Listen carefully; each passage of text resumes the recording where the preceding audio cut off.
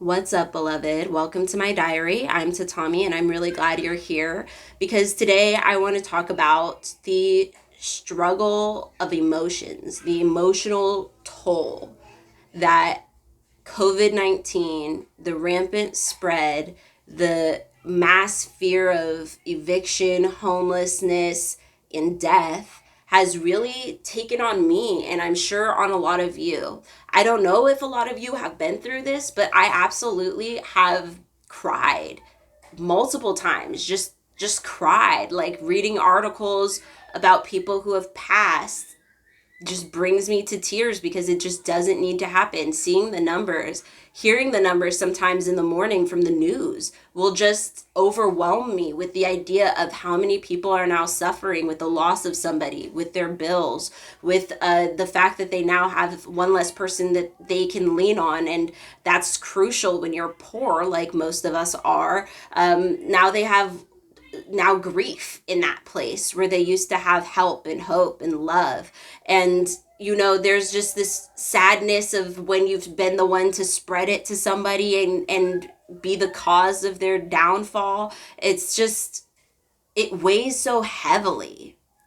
And to top it off, we literally have a president who has not shed one tear, who will, in one speech, will spend about 1 to 2 minutes talking about COVID and can spend 20 minutes talking about a ramp, 10 minutes talking about drinking a cup of water with one hand, two hands, doesn't want to spill on his tie. But he has not made any sort of movement to understand the mass grief that is starting to really permeate our country, our communities. In fact, our communities are literally falling apart at the seams. I couldn't think of anything else when I read an article yesterday where a woman was asked to put on her mask at like a Radio Shack and proceeded to pull down her pants and piss in a corner. I was like, y'all, it's just fucking falling apart. Like, it's not even funny. It's just not even funny. I want to laugh, but instead it's like a sob is trying to come up instead because it feels so fucking helpless. And so, when I have something like seeing his assassination attempt video, it didn't really feel like a super serious attempt in any way. I don't know who would start shooting from outside if they were serious, but the fact remains that I feel about as much pity for him in that situation as he feels for me in my situation, as he feels for the people out there who are struggling, and meanwhile, we're being called lazy by people about to go on another month-long vacation who make 3 times, 4 times what we make. The people in our government are just going on vacation, back to back to back vacations. You'd think they'd be working around the fucking clock for us. You'd think that the tax dollars were just what we were paying them to be them, the way they carry on. But yet and still, we're supposed to feel like what, y'all? I don't cry for people who don't cry for me. I don't wish ill on people. That's just a waste of my time, a waste of my energy, a waste of my wishes, to be honest, a waste of my hopes and dreams. But when things happen to people who are just unnecessarily cruel, who say it is what it is and only attempt to give any kind of, let's be real, convoluted, backwards type of aid, only when it basically benefits them in some kind of weird way, like, I just don't feel anything.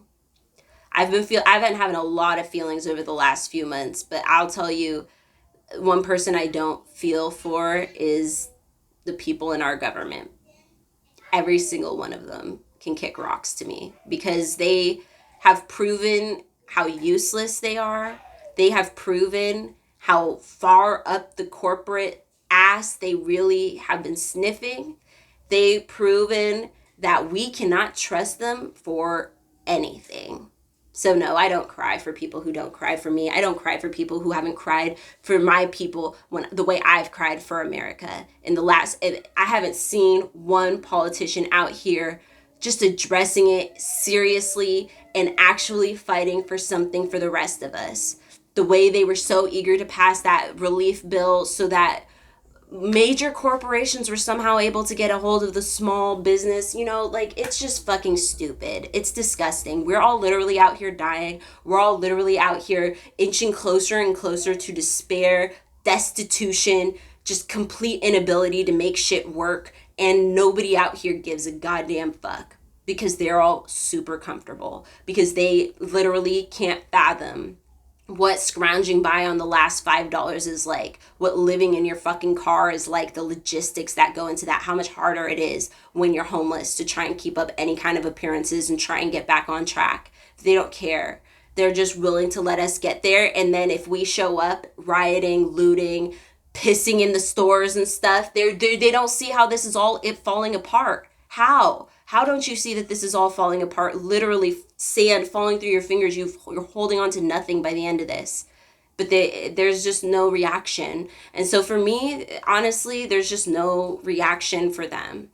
I cry my tears, but it's not for people in government, because they have fucked it up so poorly, so piss poorly. I do not get shocked when people start trying to take matters into their own hands. They start doing that mental gymnastics that lets them start doing those things that break the law, because it's like, you aren't fucking following the law. You aren't fucking following your half of the fucking agreement, which was to take care of us, which was to care about the people who live here. This isn't fucking Full Metal Alchemist. You aren't fucking father. Stop trying to fucking use everything and use everyone and let everybody die around you and not give a damn. My twins got a new alarm clock that turns red when it's bedtime.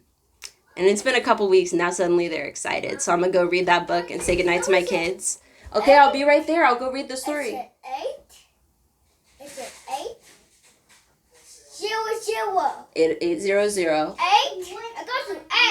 I got to 0, 0. Okay, I'll be right there. I'll be right there. All right, goodbye.